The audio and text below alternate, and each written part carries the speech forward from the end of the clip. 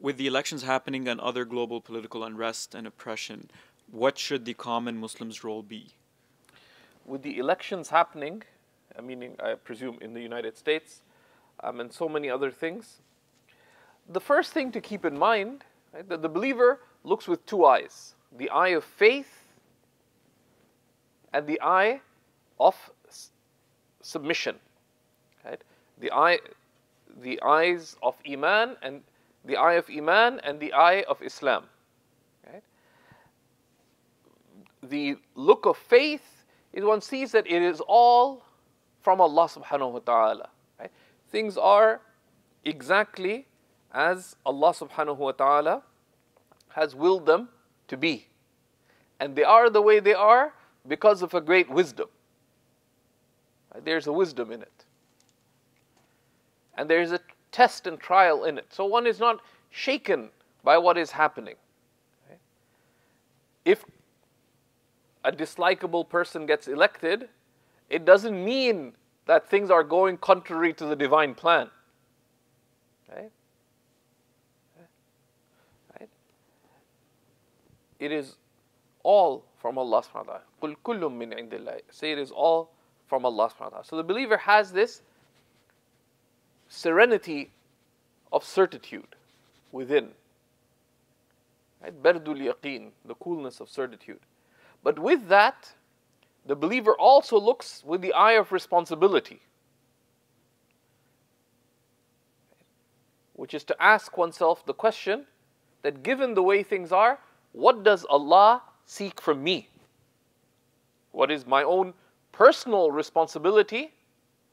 And what is my responsibility as an individual who is part of a collective, as a member of a community, a society, a country, an ummah, humanity? Right? That what is my responsibility?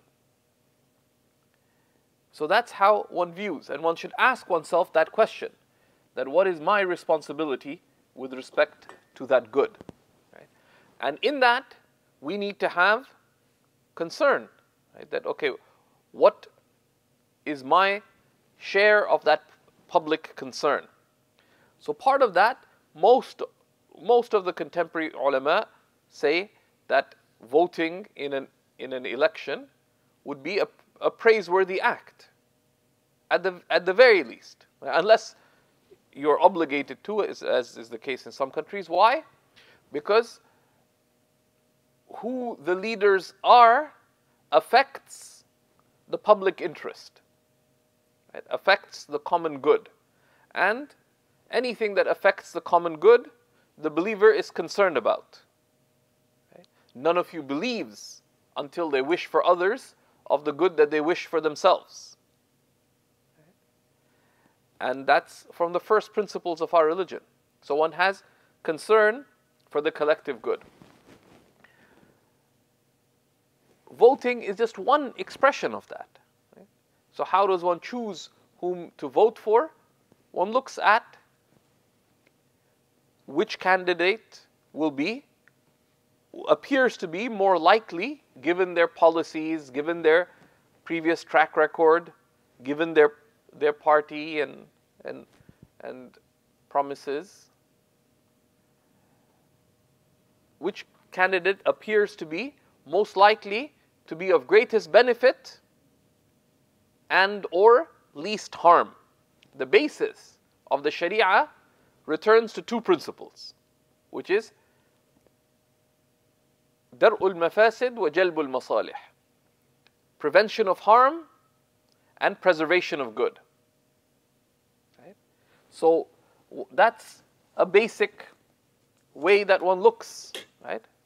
That which candidate will be of greater benefit or of lesser harm, all things considered.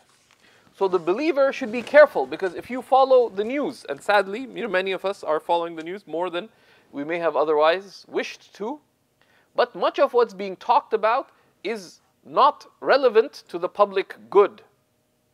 What are their policies? What is their track record? Right?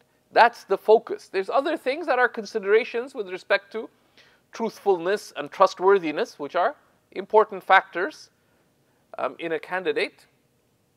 But this is the consideration. Which candidate is most likely to be of greater benefit and or lesser harm?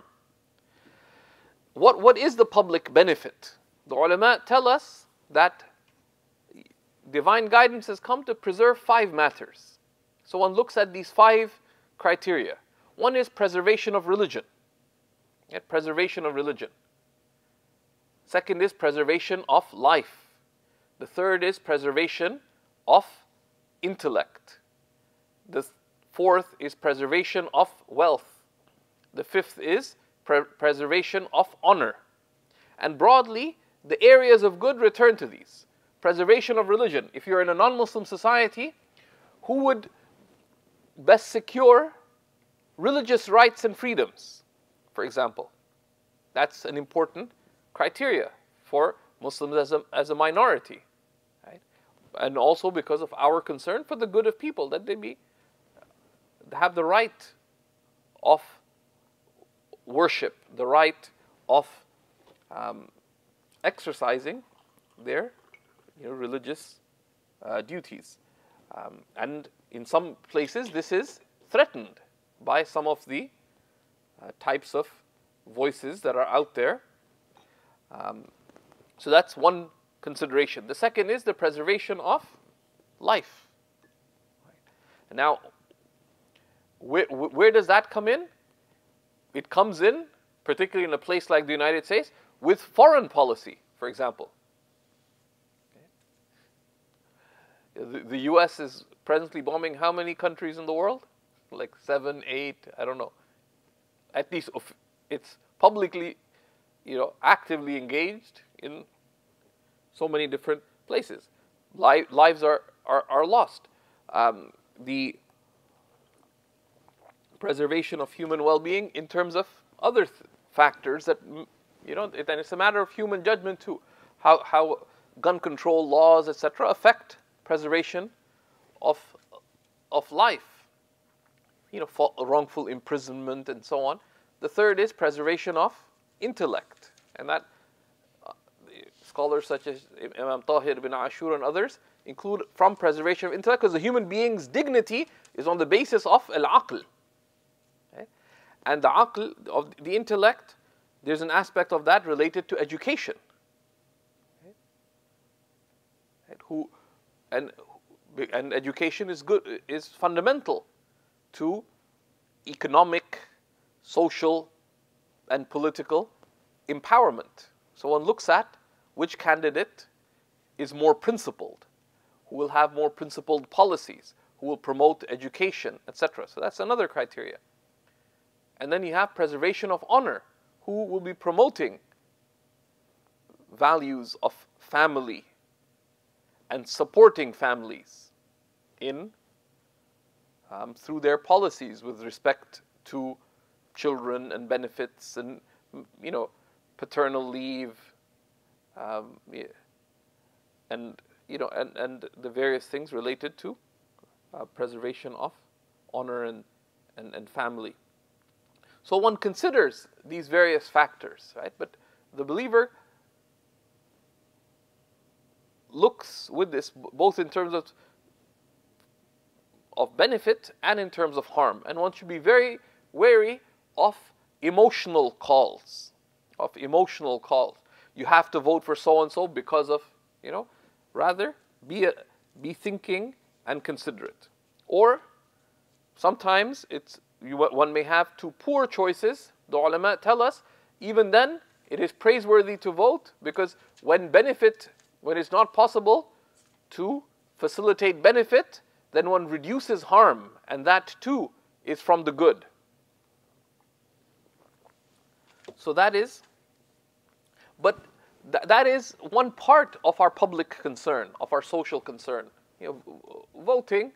But what we see, and many people in the United States are very disappointed with the choice of candidates they have and so on, that the social good, the public good, the political good is not preserved only by politicians, It is ultimately promoted by there being enough people who are sincerely concerned for the public good and who actively engage in the preservation and promotion of public good, the prevention of harm in its many manifestations. So you have to ask yourself, are you doing something in any of these spheres of the preservation of public good?